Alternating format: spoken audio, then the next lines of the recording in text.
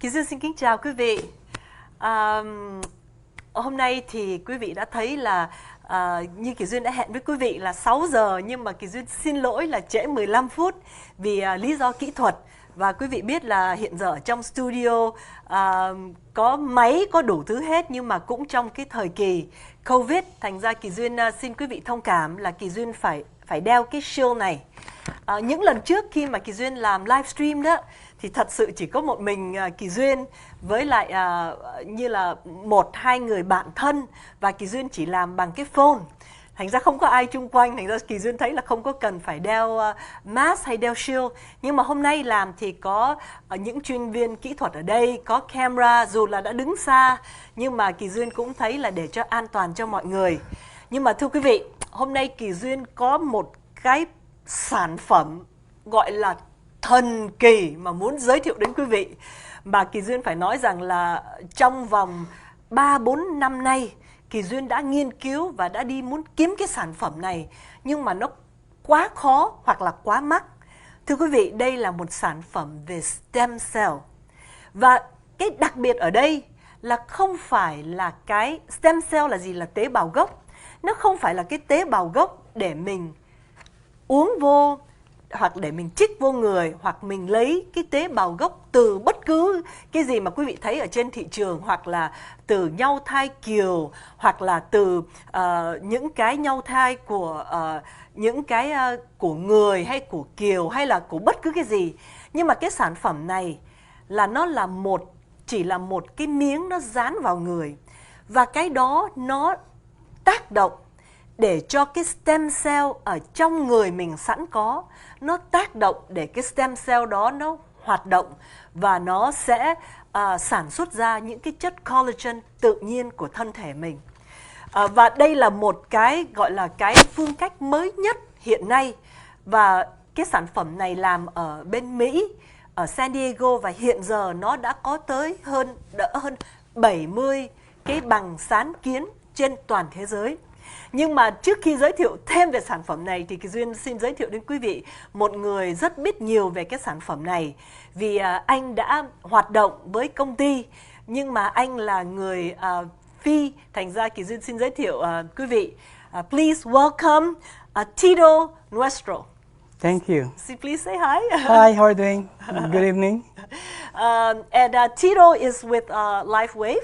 Yes. Right? And so I've just been summarizing all the best attribute of our patches, and I've just been telling my viewer that what it is not, you know, the stem cells that we have on the market right now are either you know, something that you inject or you take in a form of a pill. But with Lifewave's product, the cutting edge is we're not injecting anything into our own body, but this patches causes our own body to produce the stem cell. So it's like the stem cell activator.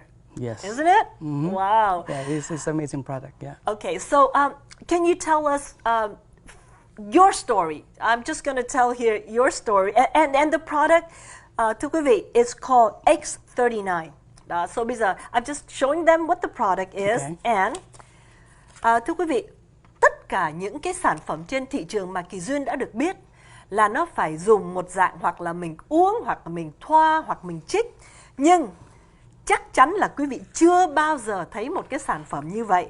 Thưa quý vị, đây, nó chỉ là một cái dán, một cái patch dán, và đặc biệt khi mà nó dán vào thì nó, you know, I'm trying to thưa quý vị, phải nói thật đó, tại vì cái này là cái về cái nghiên cứu của nó và về cái khoa học của nó đó, thì tiếng Anh, Kỳ Duyên quen nói tiếng Anh, nhưng mà nếu mà nói dịch ra tiếng Việt về những cái từ ngữ chẳng hạn như là phototherapy thì Kỳ Duyên chỉ biết nó là một cách trị liệu bằng ánh sáng.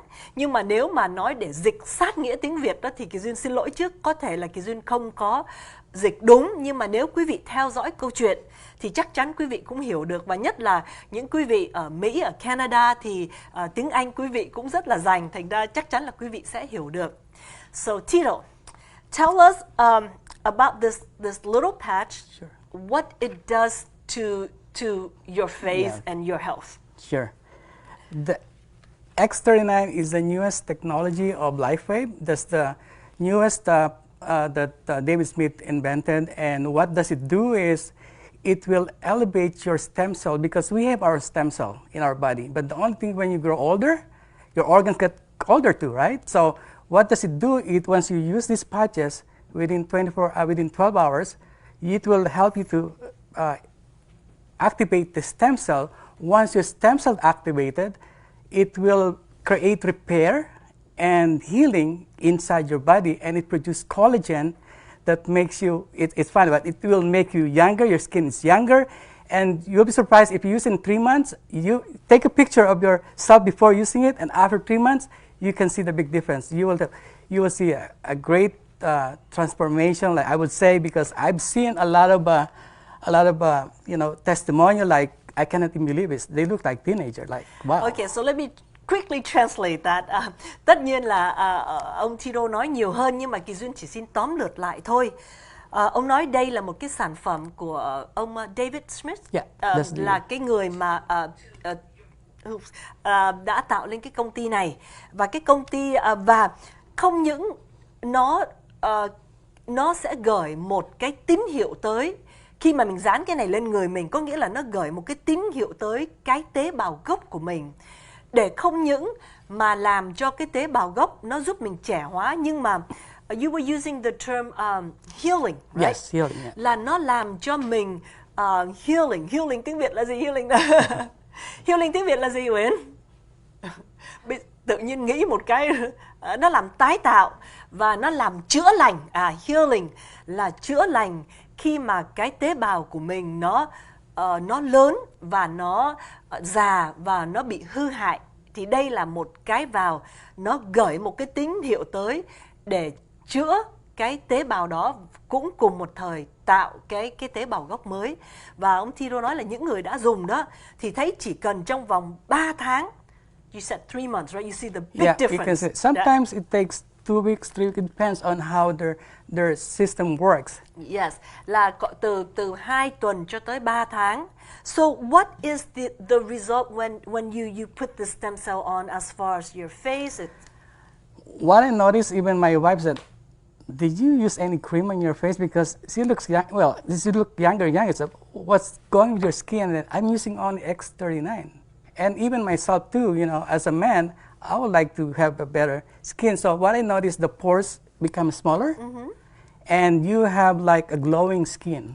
Well, thưa quý vị, I was saying to you, thưa quý vị, nếu mà quý vị nhìn Tito, you just walked in here, we did not put any makeup on for you. No.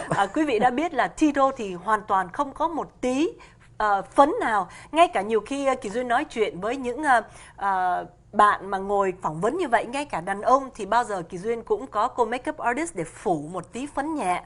Tuy nhiên về Tito thì Kỳ Duyên nói là không bỏ một tí makeup nào lên cả, vì Kỳ Duyên muốn quý vị thấy cái da của Tito nó rất là khỏe, nó rất là hồng hào, mà đúng như Tito nói là nó có một cái bóng của cái da khỏe. I was just telling them that usually when I tape shows like this and I have talk show, my guests always have a little bit of makeup, even for male, even just a brush of a powder. But as you can see today, there's no makeup artist. That's what I'm expecting. Because I purposely want them to see your skin. Okay. Now, I cannot go without makeup, okay? And it's not because maybe my skin is not as healthy, but I cannot go without makeup. But for you, thì quý vị thấy đó, đây là một cái da đàn ông, và tất nhiên Tito cũng không phải là còn trẻ, nhưng mà quý vị thấy cái da rất hồng hào, rất khỏe mạnh. I was just telling them how healthy your skin looks. Oh, thank you. But please, I want you to tell the story about your wife and how she used it. Và thưa quý vị, đây là một câu chuyện thật mà xảy ra với vợ của Tito. Bởi vậy hôm nay Kỳ Duyên mời Tito lên đây như là một nhân chứng để cho quý vị thấy một cái testimony của vợ của Tito đã dùng cái sản phẩm này. And please speak in a little bit shorter, okay, so I can translate as you go along. Okay. Yeah, this is what happened. I noticed my wife has a lump on her leg, on the left leg. I said, "What is that lump? How come it's growing? Did you ever check it?" Thì bắt đầu Tito thấy vợ Tito có một cái biếu sưng ở ngay chân. Và Tito hỏi là ủa cái đó là cái gì, xong nó càng ngày nó càng to, và em có bao giờ đi bác sĩ để khám chưa? Yeah, and I asked her to go to Kaiser and have a check because it's getting bigger and bigger. So she went there and have a check. After 2 weeks, I came home and I opened the door and I saw her sitting on our bed and she has the paper. I said, what is that? The result of my, my biopsy. So how is it? I have cancer. Wow. Thì Tito nói là sau khi 2 tuần sau khi vợ đi khám, thì ngày đó anh về, anh mở cửa bước vào phòng, thấy vợ đang ngồi ngay trên giường, cầm vẫn còn cái giấy xét nghiệm và mặt mày tinh thần bần thần tái hết. Thì anh hỏi tại sao, thì cô nói là cô bị ung thư. Yeah, when I heard cancer, I said, oh my God. When you hear cancer, the span of life becomes shorter, right? So I got scared, like, what can I do? So I remember, the Lifewave patches because we have a lot of testimony about, they have cancer, 2 months to live, and they use the patches, and they do the detox, and the cancer went away. I said, now it's my turn to do that.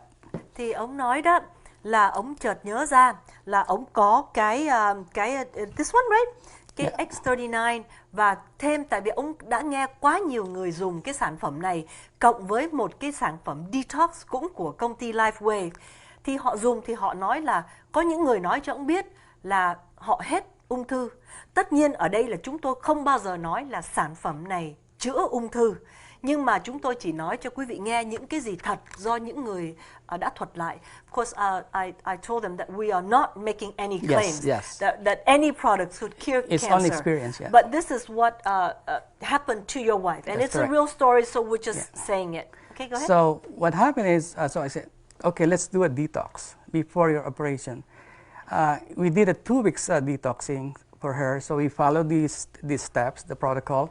So during the operation day, it took only 20 minutes to operate to remove her lump, and it's 8 inches. That's that long.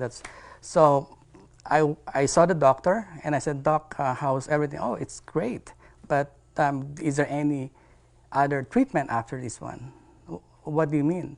So the doctor said, no, there's no treatment. What do you mean? I said, is it she has cancer? We didn't find any cancer, but we have to make sure the lump we got has no cancer. Wow. And after 2 weeks, we got a call. It's clean. There's no cancer. I was so blessed and I was so happy. I'm thankful for God that, of course, God is good.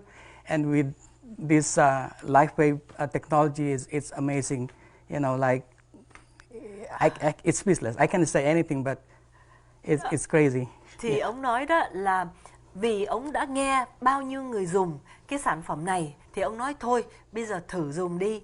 Thì ông cho vợ ông dùng cái patch cũng là của Lifewave, nhưng mà cái patch đó là chuyên trị để mà detox, là thả độc tố ở trong người ra.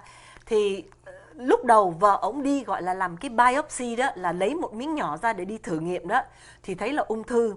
Sau 2 tuần dùng cái này rồi vợ ông vào đi mổ. Thì mổ xong thì ông ra, ông hỏi bác sĩ, khi để cắt cái biếu đó ra đó, thì ông hỏi bác sĩ là bây giờ mình phải làm gì, cái bước tiếp tục mình phải trị liệu làm sao, chữa trị làm sao. Thì bác sĩ nói là đâu có cái gì để mà cần phải trị liệu nữa đâu. Thì ông ngạc nhiên, ông nói ủa bác sĩ, đây là ung thư mà không có làm gì nữa hả? Thì ông bác sĩ nói khi mổ ra thì không thấy cái gì cả, không thấy ung thư. Nhưng mà ông bác sĩ nói là khoan, để chờ 2 tuần sau để thử lại, để chắc ăn. Thì 2 tuần sau nữa thì thử xong hết thì bác sĩ mới nói cho Tito và vợ Tito biết là hoàn toàn không có ung thư. Thì đó là một cái mà để cho Tito cảm thấy là rất là tạ ơn Chúa và rất may mắn là có những cái sản phẩm này. I was saying that you thank God and you feel so blessed about this. So let's talk a little bit about the product. Okay. Thưa quý vị, và and about the company. Okay. So as I know that the company is based in San Diego. That's correct. It has been around for how many years? 16 years. Cái công ty này ở San Diego và đã có mặt trên thị trường 16 năm.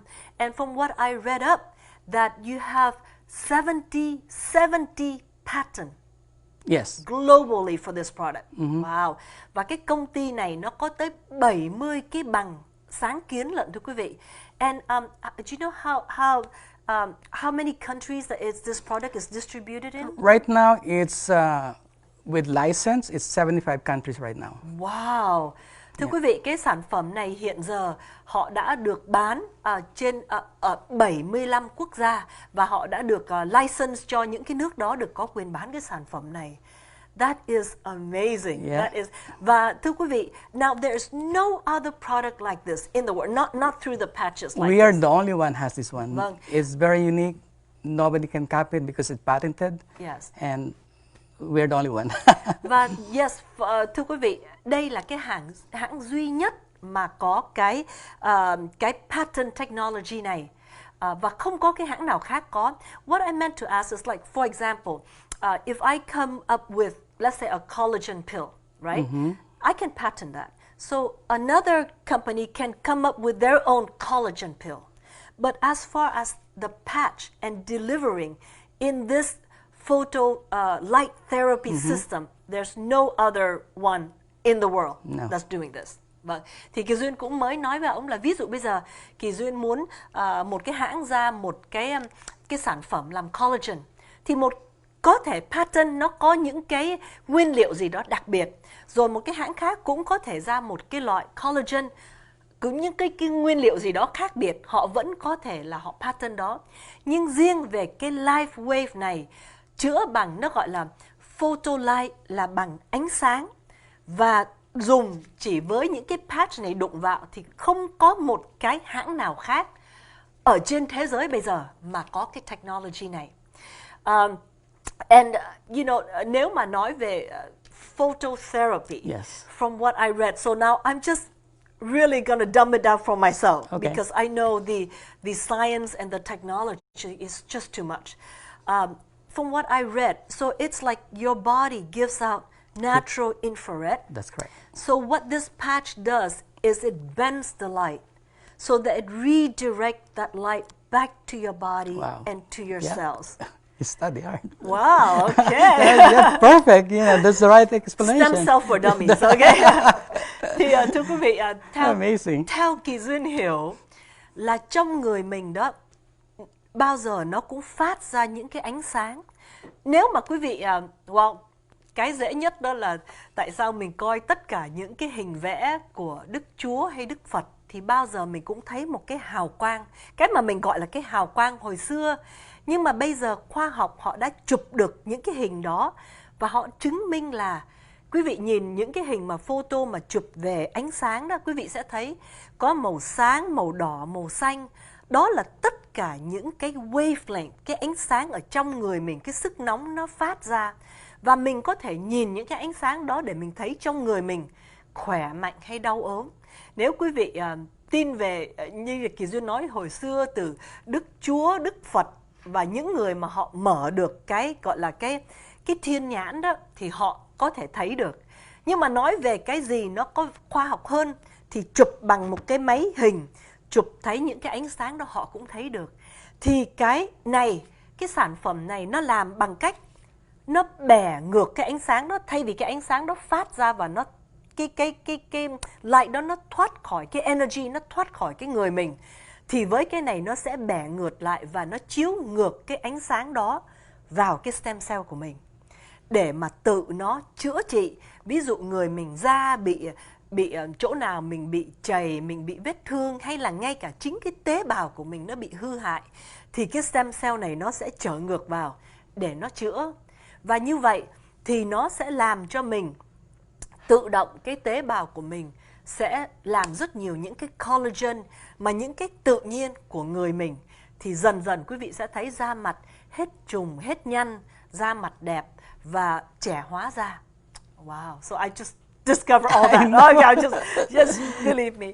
Now, I heard about stem cells. So, you know, all my friends who are in the entertainment industry, you know, everyone has talk about stem cell therapy. I myself have considered it for many years. It's very expensive. Yep. You know, you go to Japan, it could cost as much as 50,000. That's correct. I know that in Germany, at certain centers that we're used to, it's about 13,000. Wow. Here in America, even though it's not approved yet, I heard that from my friends are saying, you know, doctors are giving them stem cells injection through IV or something like that.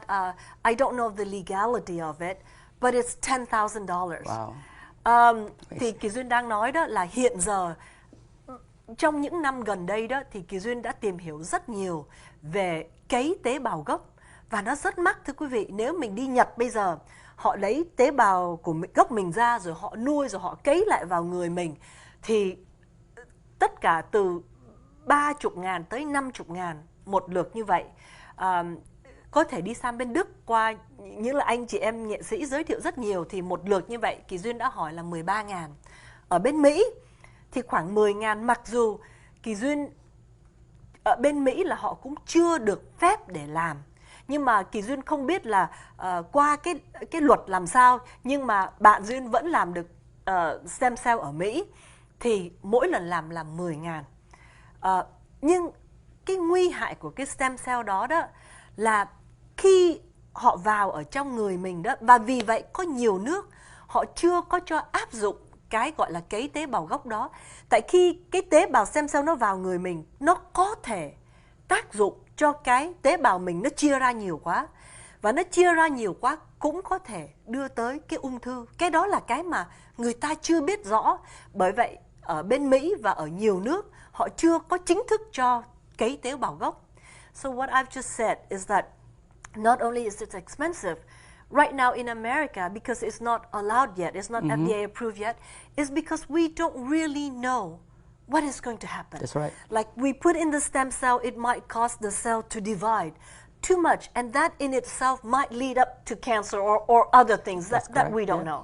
I'm not saying that it's bad, it's just right now we don't know yet. Because stem cell will duplicate whatever. Right. If it's good, great. If it's bad, you're in trouble. Right.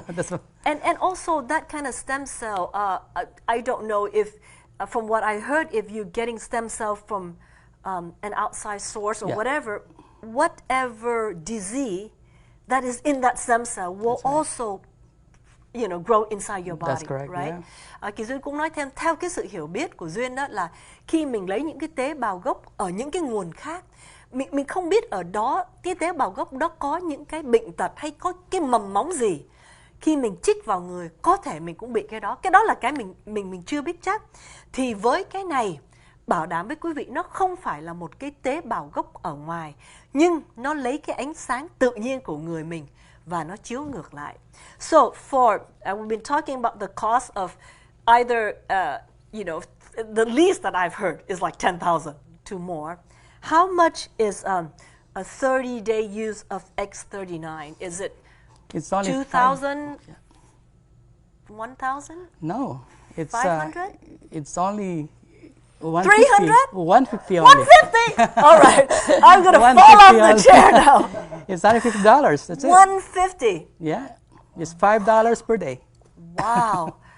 Thưa quý vị, Kỳ Duyên đang hỏi ông là ví dụ một tháng mà dùng cái này 30 ngày là bao nhiêu? Thì Kỳ Duyên, tất cả những cái sản phẩm gì mà gọi là tế bào gốc thì nó mắc vô cùng.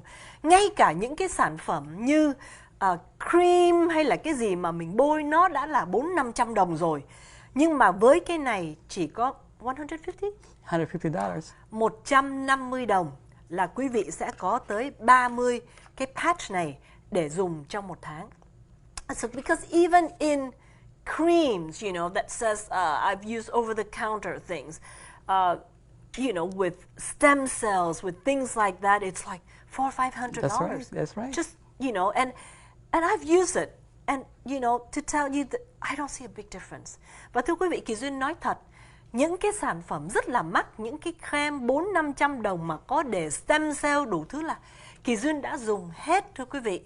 Và nếu mà nói thật là có cái da mình nó có một cái gì khác biệt nhiều không á, thì thật sự là không.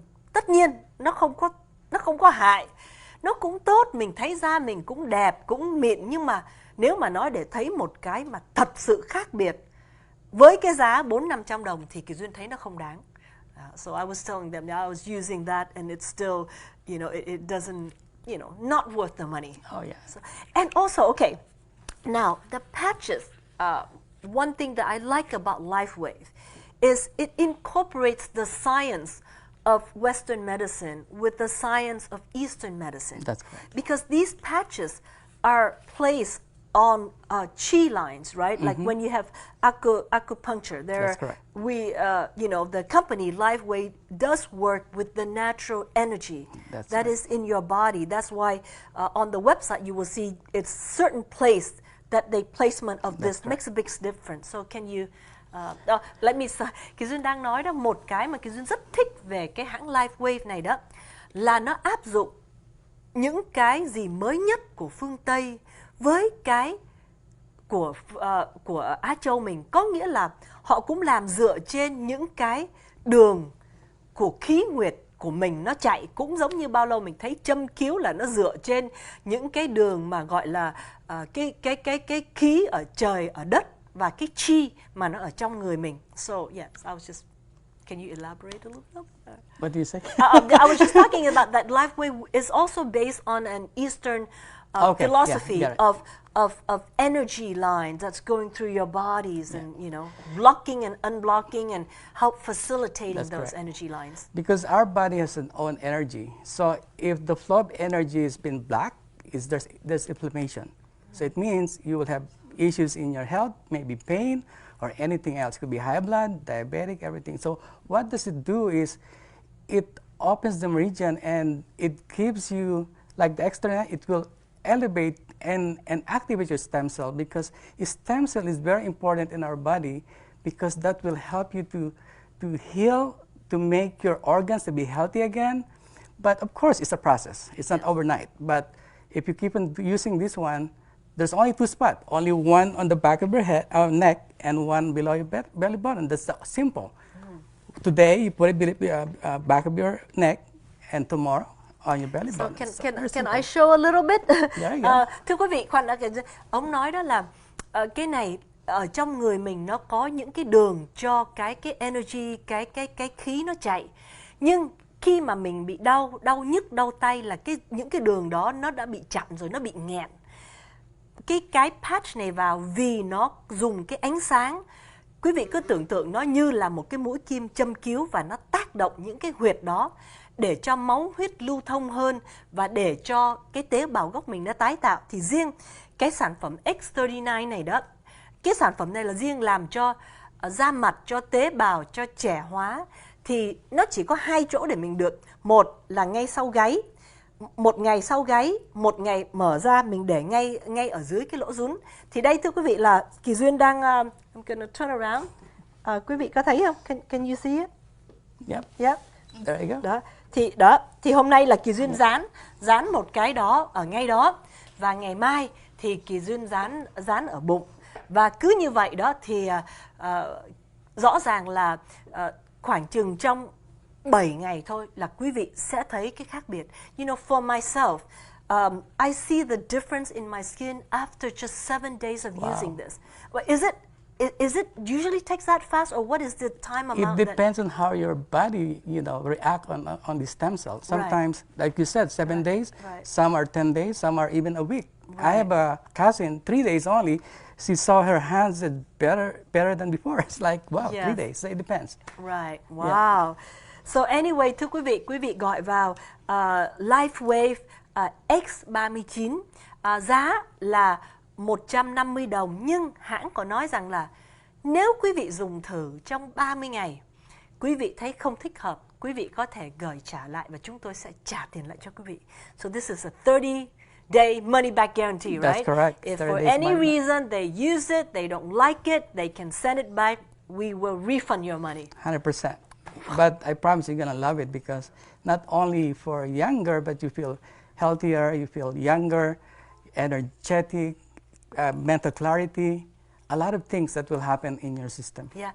Và thưa quý vị, cái này ông nói là mình dùng không những là mình cảm thấy là da mặt đẹp hơn, mình sẽ cảm thấy mình có nhiều sức lực hơn, mình có thể cảm thấy trẻ, gọi là trẻ hóa toàn bộ từ trong ra ngoài, chứ không phải chỉ có là chỉ đẹp ở trên da không.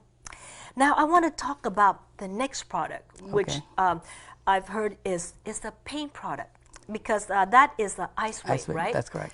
Thưa quý vị, cái hãng này nó còn một cái rất là tốt, cũng là cái cũng qua cái technology giống như vậy, cũng là dùng là light therapy để tác động cái tế bào gốc của mình. Nhưng cái Lifewave này là nó chuyên để mà chữa đau nhức. And for that, do you have a story to tell, or are you call somebody? I can call somebody. Maybe let me try. Oh, really? I mean, try it on her right now. Right now? No, we did. Huh? Do it like live? Oh, really? Okay, vậy thì bây giờ Do you have paint right now? Khoan, bây giờ mời chị Elizabeth ra đây. Mình có cái mic cho chị chưa? Mình có mic chưa? Không có, chưa có microphone trong đó. À, chưa có hả? Okay, because we're just okay, vậy thì bây giờ làm sao cho chị nói? Chị nói mình có nghe qua đây được không? Quay được không? Hả? Ok rồi. Vậy thì trong khi đó, so maybe we can talk to Rick. Oh, sure. Okay, Rick, can you come up here a little bit, and then we'll put a mic on Elizabeth. Okay, Rick, come on in. Thưa quý vị, oh, do you have a mic yet, Rick? No. Oh, okay. I'm sorry. So we will mic you. Thưa quý vị, cái của ông Rick này sở dĩ mà ông lên đây vì ông đã kể cho Kỳ Duyên nghe một câu chuyện là ông bị đau tới nỗi mà ông phải đi xe lăn. Ông tưởng là ông không đi được, nhưng mà sau khi vừa bỏ cái patch này vào, chỉ trong vòng mấy phút là ông đứng dậy, ông đi được. Và vì vậy Kỳ Duyên muốn ông tới đây để mà kể cho quý vị nghe. Hi Rick, how are you? Hi, great. Okay. Nice to be here. All right, and this is our audience. This is Rick. Rick, please tell them the story of when you were in Las Vegas, right? Yeah. And you were supposed to be on a wheelchair, and how this has helped you. And yes, and I see that you have this different patches on your forehead too. So okay, tell me what it's for. The Lifewave. Okay. Okay. What happened to me? My name is Rick DeLuca. What happened to me was I got a sciatica nerve pulled in my right leg. Okay, so sciatica is a type of nerve pain. Yes. Ông nói là ông bị đau cái dây thần kinh nguyên cái chân bên phải, từ cái đùi bên phải xuống. Good. Yeah, this is the first time I ever had this kind of pain. It's very painful. It's like worse than a toothache. Ông nói cái đau này nó đau kinh khủng, nó còn đau hơn là mình bị nhức răng nữa. And I've been in pain for 2 months. Và ông đau tới 2 tháng lận. Did you say that whenever you step on your legs, it feels like? Yes. Every time I was dragging my leg and I wasn't walking properly, and just a nerve pull and tension. Ông nói là 2 tháng liền ông không đi được, ông phải khập khểnh, tại vì mỗi lần ông đạp lên cái chân này thì ông cảm thấy nguyên cái dây thần kinh nó bị kéo. And when I went to Las Vegas to, for my business, I drove up into the hotel in the valet. I got out of my car. It's okay when I'm sitting down, but when I get out and start walking, oh my God, I could not walk. It's like dragging my leg. Yeah, ông nói có một lần ông phải đi Las Vegas với công chuyện, thì ông đậu xe xuống. Lúc mà ông lái xe thì ông ngồi, ông lái được không sao, nhưng mà lúc mở cửa xe mà bước xuống thì đau quá, ông không đi được. And then Tito is the one that patched me with the X39. First I went to an acupuncture place. Và trước khi đó là ông cũng có đi châm cứu nhiều lần rồi. Did you ever try any other pain medication that that doctors would prescribe, like I don't know, hydrocodone or Motrin or anything like that? Yeah, no, I was just trying to stay away from drugs. Okay. And I was just trying to do it naturally. I went to chiropractic, acupuncture. Thì ông nói là ông không muốn dùng những cái thuốc đau nhức, ông muốn chữa một cách tự nhiên, và ông đã đi châm cứu rất nhiều lần. Okay. And it just reduced the pain a little bit, but I always aggravated it when I walked. Ông nói là nó có thể làm cho bớt đau, nhưng mà mỗi lần ông bước lên ông đi đó thì ông lại như là đụng lại, làm cho cái vết thương nó bị lại. So I just was in so much pain for 2 months. I was praying to God that this will go away someday. Ông đau quá là ông chỉ có biết lạy xin Thượng Đế cho ông hết cái nỗi đau đó thôi, xin Chúa cho hết nỗi đau đó thôi. Yeah, I couldn't imagine to live like this every day, and I was thinking about buying a wheelchair. Oh wow.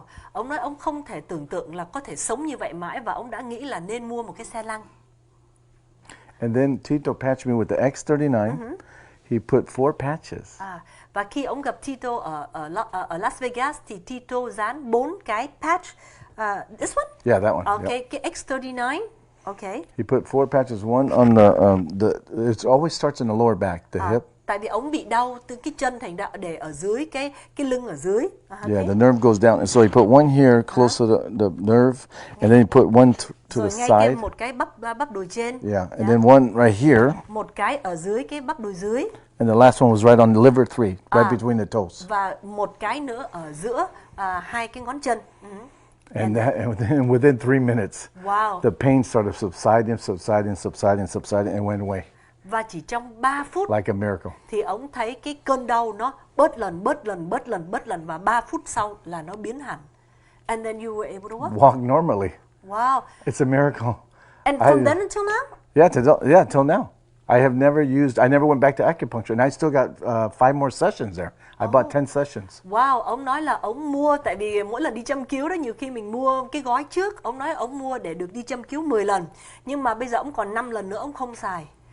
Wow, that is but that is the Lifewave. Well, I thought the ice wave. Yeah, I did try ice wave. Okay. Right?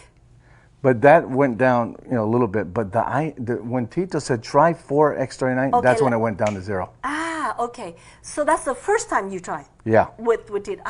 Thì ông nói đó là lần đầu tiên gặp Tito. So I guess that this also have, like you say, it helps the wound. It helps heal. It Rejuvenates and regenerates. Rejuvenate là làm trẻ hóa ra, và regenerate là làm tái tạo lại. But and then, so when did you use this one? Now. Yeah. Okay. I started with this. Okay. And then I still felt, that it got better, better than the acupuncture needles. All right. But and then Tito just came up with this protocol. Okay. He says, "Why don't you try 4?" Because I didn't have the patches with me. He goes, "Do you have X39? Try 4 X39." Okay. He experimented on my sciatica. Okay. And it was a miracle. It went away, and I never looked back. I never had to use patches. So you said that on the ice wave, it was getting better. Yeah, it was getting better. But for that day when you can't even walk, then 4 patches of this, so they can work in conjunction. Yes. I see. Well, so thưa quý vị, ông nói đó là thường cái ice wave này là ông dùng thì ông đã thấy đỡ đau, ông khỏi phải đi châm cứu.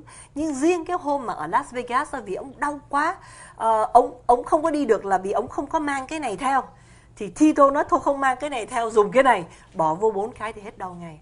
Now the ice wave, the price is $79.95. Thưa quý vị, riêng cái này là cũng 30 miếng, là dùng là 79 đồng 95, và nó cũng chữa bằng cái cách là vừa bỏ vô là nó sẽ dùng cái ánh sáng để cho hết đau.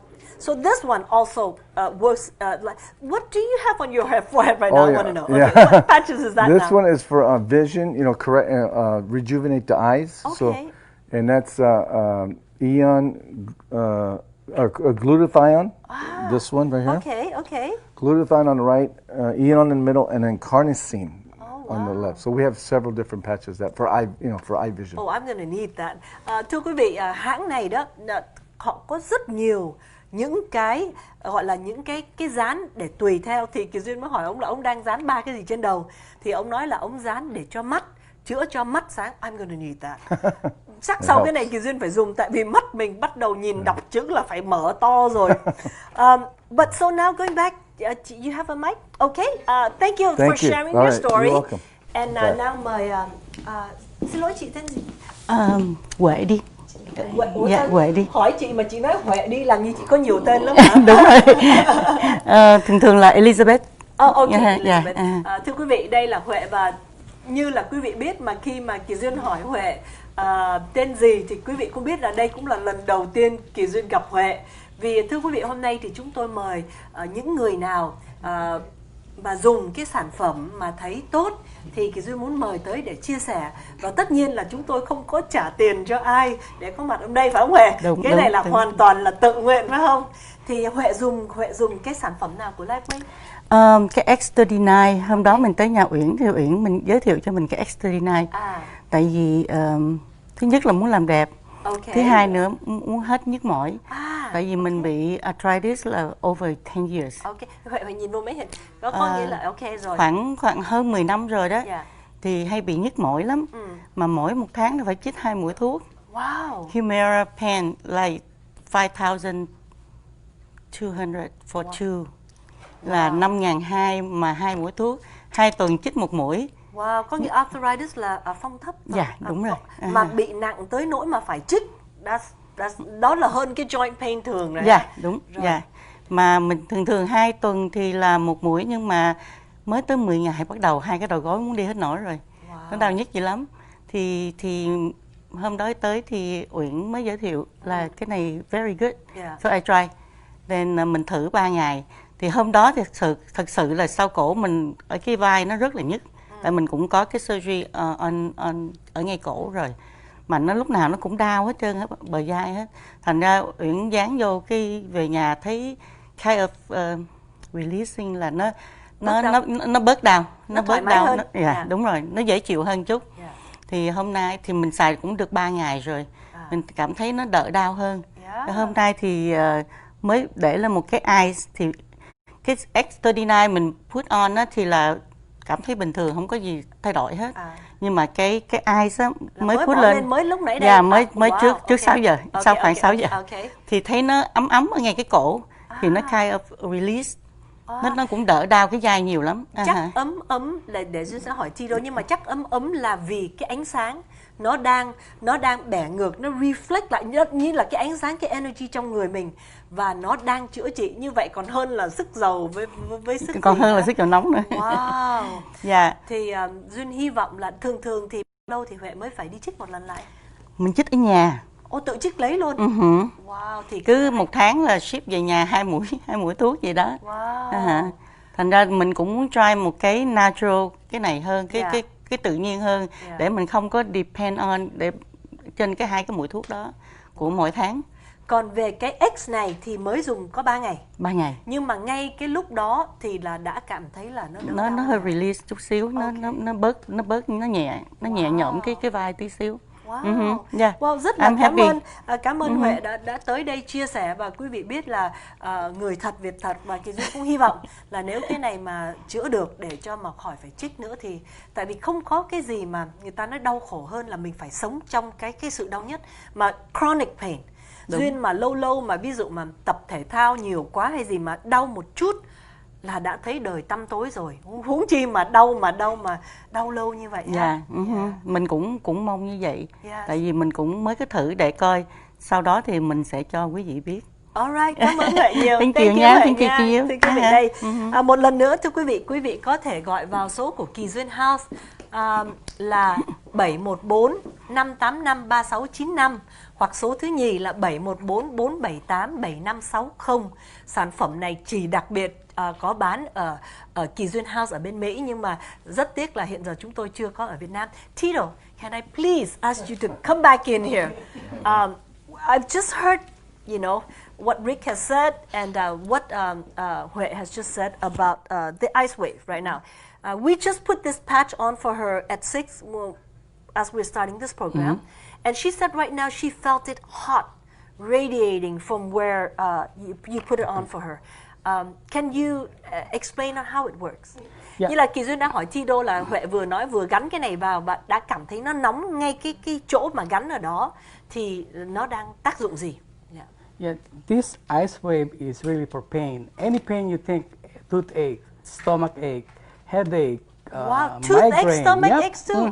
Wow, thưa quý vị, sorry, cái này hơi lạ. Cái này nói là cho tất cả các cái đau nhức, ngay cả đau răng, đau bụng, đau khớp, chứ không phải là thường là mình thấy thuốc đau răng là cái khác, đau bụng. Usually it's a different medicine for toothache. I have toothache, I have to go get something that numb my, This one, just put it here. Gone. Wow. Thành đó là nếu mà quý vị bị đau răng thì just put it near your mouth somewhere. Yeah, where's the pain and then. Yeah, ví dụ đau hàm trên để hàm trên, đau hàm dưới để hàm dưới. Wow, I never knew that. And if it's stomach, just put it on the stomach. Yeah. Wow, okay. Shoulder pain, tennis elbow pain, whatever pain you have, this is a great product. You'll be amazed because some well, I can't promise that it's gonna be like zero, like gone, but it can go down up to low as 50% or less. Sometimes it's zero, like almost gone. Và thưa quý vị, ông nói là chắc chắn là ông không thể nào mà ông bảo đảm là cái đau của quý vị sẽ hết hoàn toàn 100%, nhưng giảm được 50% là có. Và ngay cả không có thì sản phẩm này, is it 30-day guarantee too? That's correct. Yes, ngay cả nếu mà không có thì quý vị cũng dùng thử, chỉ có 79 đồng. Và nếu không được, quý vị cũng có thể gửi trả lại và chúng tôi sẽ hoàn tiền. Và cái đặc biệt hay của những cái sản phẩm của Lifewave đó quý vị là nó không phải là thuốc uống, không phải là chemical, nó không có bất cứ những cái gì mà cấm không được vào người mình. Ví dụ bây giờ mình đang có bầu hay là mình đang uống thuốc này và mình sợ không biết là mình uống một cái thứ thuốc khác nó có chọi với nhau hay không, thì quý vị uống dán cái Lifewave này, nó sẽ không có gọi là xung đột với bất cứ kỳ cái loại thuốc nào mà quý vị khác đang uống. I was telling them that anything that you're drinking, so let's say you're pregnant or you're taking other medications, with Lifewave, there's no chemical, no medication, nothing that you put inside your body. Yeah, but you mentioned pregnant, okay. So if you're pregnant, you're not allowed to use this one. Oh, okay. Yeah. Because it's activate your stem cell. Okay. Kỳ Duyên xin nói lại, thì ông Tito nói nếu mình có bầu thì mình không nên dùng sản phẩm này, tại vì nó cũng đụng vô những cái tế bào gốc ở trong người mình, và hiện giờ thì chúng ta cũng chưa biết được nó có ảnh hưởng tới thai nhi, thành ra nếu quý vị có bầu thì không dùng. But what if I'm taking other medications and I'm afraid that this one is going to No, it doesn't affect. You can continue your medication. Like what if you have like high blood cholesterol? Yeah, high blood pressure, cholesterol, sugar level. Yeah, no problem. Yeah, tất cả nếu quý vị đó bị cholesterol, bị cao máu, bị đường hay gì thì cái thuốc này nó hoàn toàn nó không sao. Now I've heard Rick said that you put the X39. I've heard Huệ said to use the ice wave. So if I am in pain right now, which product should I get? Should I get both or just one? Or which one? If you have a chronic pain, I would suggest this one, ice wave and X39 combined. Kỳ Duyên đang hỏi ông là tại vì sao khi mà Duyên nghe ông đã dùng cho ông Rick cả cái X39 và cả cái Ice Wave là cái mà để dùng cho nó bớt đau. Thì ông nói rằng nếu quý vị bị chronic pain là đau mà đau nhiều, như ông Rick mà nó kéo chân 2 tháng đi không được, hay là như Huệ đau tới nỗi tự mình phải chích đó, thì quý vị nên dùng cả hai cái, nó tác dụng chung với nhau.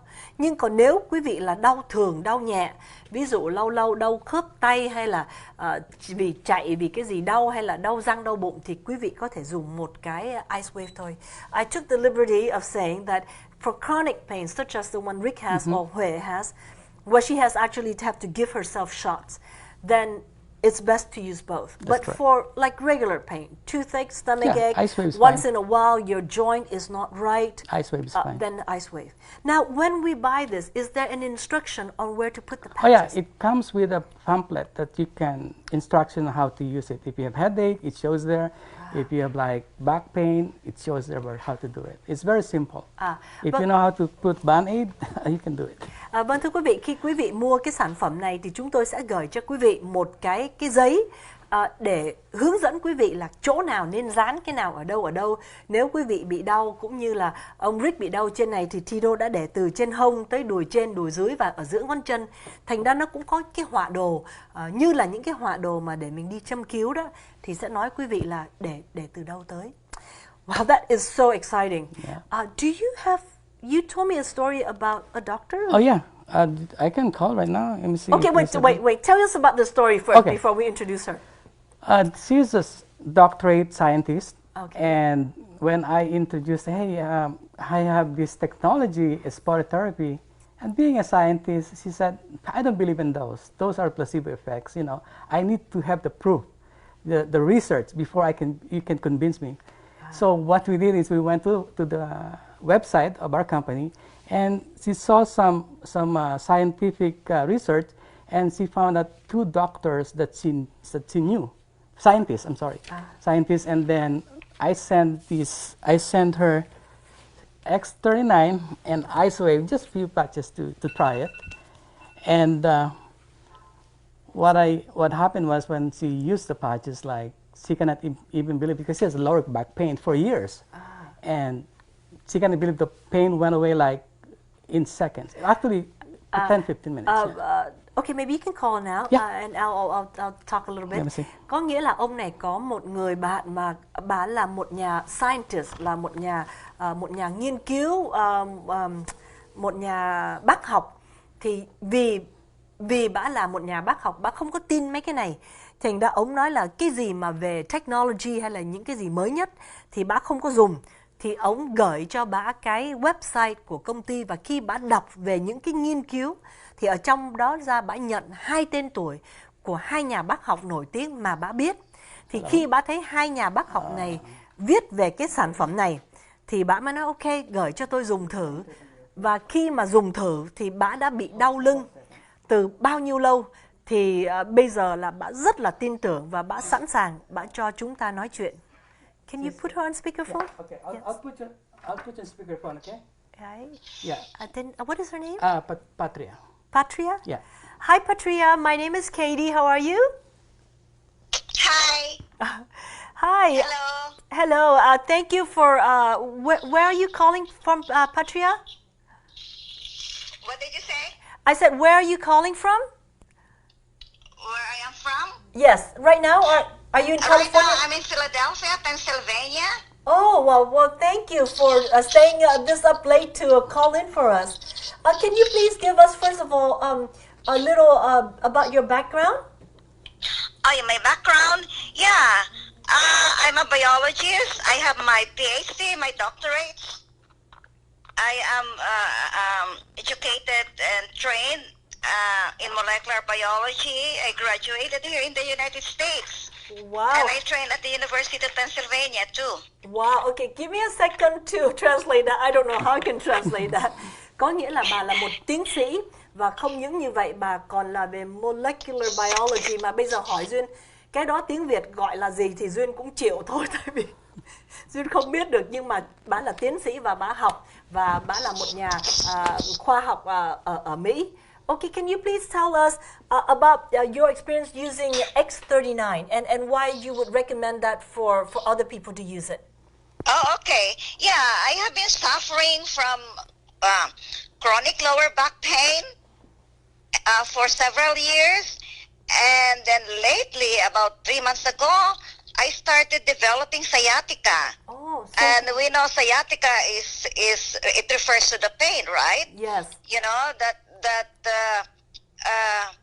in the what you call that it starts from your lower back and then it goes down to through your hips and buttocks. Yes. And down to each leg, and it could be very painful. Yes. So I said to myself, oh my God, I am miserable, miserable with this pain. So and then I heard about the Lifewave patches. And I said, okay, are these really effective? At the back of my mind, because I was somewhat skeptical being a biologist, right. In science. Right. I work as a researcher. Right. And generally we want evidence, right? Right. Before we have to have some proof. And then I started reading. I went first to the website of the Lifewave, and then I also made some readings outside, about scientific papers. And well, what I have learned is that these Lifewave patches, they're using the technology, the light energy therapy or phototherapy, and they are activating the stem cells. I said to myself, oh, okay, it seems to make sense. Okay, they activate the stem cells using our own body's infrared light. Right. So I started like reading about this. Are there also some other that are doing some research on this one, using the phototherapy? Oh yes, there are. Okay, I found that out. And then we have heard about this word stem cells. Right. And generally, when we hear about stem cells, because we hear about the stem cell therapy, and I don't know if you're aware, there are some people who will even go to other countries to have stem cell therapy so Yes. that they would look younger. Yes, I almost did, but luckily I haven't yet. Okay? Stem cells are cells that have the potential to develop into different types of cells. Yes. Okay? And as we grow older, our cells also grow older. So our cells need repair. So our cells have to be rejuvenated and regenerated. And that is the function of the stem cells. Right. When these stem cells, when we manipulate them to specialize into specific types of cells, and then they're implanted into the human body, okay, into a person, this is what we call stem cell therapy. But of course, many people don't want these things to be put in your body. So, at the back of my mind, patches are much better. Right. You just put the patch, right? Right, right. So, I started saying, okay, I read some, and okay, maybe I will have an open mind and try this. So, I did some sort of, I would say, experiments, some trials. We call it trial. Like making a vaccine, you do trials, right? Right. So, okay, maybe I will start something in here. So, I decided, since I am experiencing pain, okay, I decided to use the ice wave first, because the ice wave can reduce, they said, it can reduce the pain and relieve, you know. And but I also used the X39 later. So I just experimented. I just used 2 patches, but I used them separately. Okay. I did not use them on the same day, but I used them after a week later. The other one. So when I started using the ice wave, I felt some cooling effect. Oh, wow. Of course, at first I was skeptical. Right. My first, I was not expecting to have any effect, or a very little effect. Right. That was my expectation. Okay, and then, but then after about more than 10 minutes, my pain on my lower back, you know, my sciatica pain, was starting to become less and less. I said, oh, is this really working? You know, at the back of my mind. I recorded it. I documented. Wow. Being a scientist, a researcher, I really write them down. I have a small notebook. Wow. Okay. Okay. Yeah, I documented it because I don't want just people say, I want it me, myself, Right. to see the evidence. Right. Okay? And then to my surprise, it was working. Wow. Okay? And then it was working until about more than 8 hours, because I have read that the patches, the effectivity is up to 12 hours. Right. Okay, but I really felt the cooling effect. There was like some, you know, wow, I said, this is like using, you know, sometimes with my pain, I use the cold compress or the hot compress. Right. Okay? So, and then after a week, I decided to use the X39. Okay. Okay? And what I have read from the website of the Lifewave, the X39 has more benefits, right? But my intention is just for my pain, okay? You know, to relieve me. But of course, maybe later for my skin. Of course. Every woman, even a scientist has to look pretty, okay? But anyway, but my really is my, you know. And then, so I even put it first on my blouse, on the cloth, okay, not directly on my skin.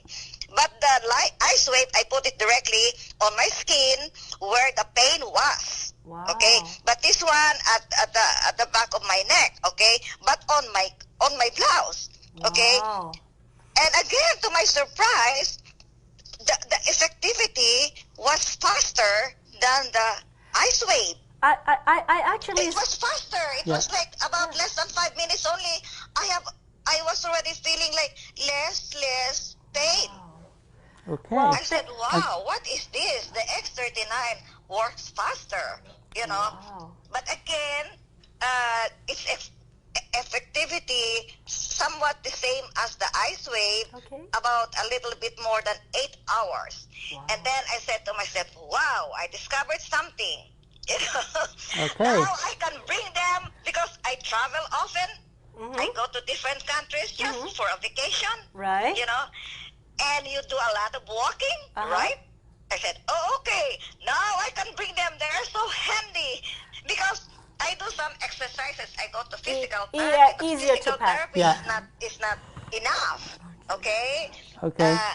It can help, but it is not enough. But I said, oh my goodness, I love these patches. Now I can bring them on my trip. Thank you very Thank you much so much for sharing. I sharing. have to translate this into Vietnamese now. So Okay. I will let you go and thank you for calling in. Thank you very much for thank you, your testimony. Kenny. Okay, bye-bye. Okay, you're welcome. Bye.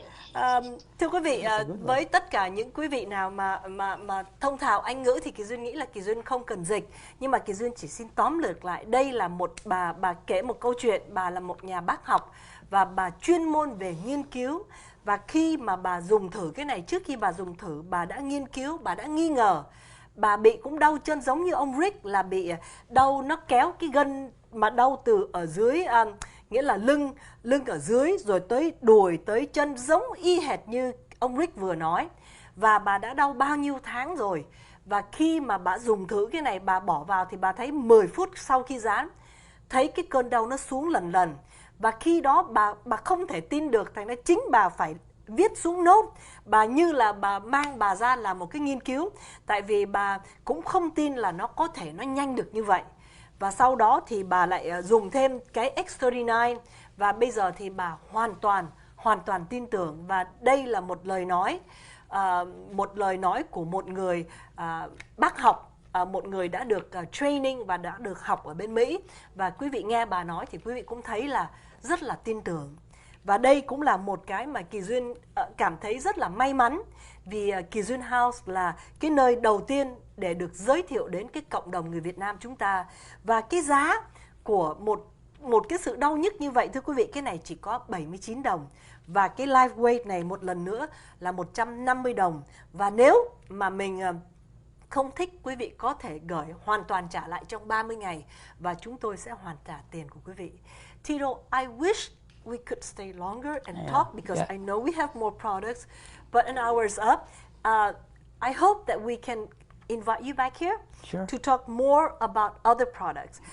Và thưa quý vị, hãng Lifewave này có nhiều những cái sản phẩm như chính Kỳ Duyên cũng bây giờ mới được biết, như ông Rick nói, làm cho sáng mắt, làm cho tẩy độc, làm cho ốm. I was just telling them what other products that we have that maybe we can introduce in other programs. I've heard that Rick said for vision. I know we have for diet.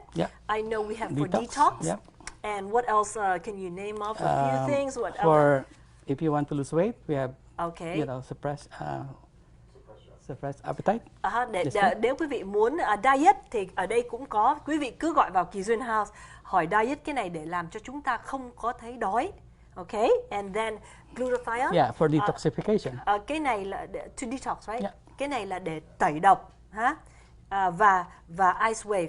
Thì quý vị cứ gọi vào, chuyên viên của chúng tôi sẽ cắt nghĩa cho quý vị nhiều hơn.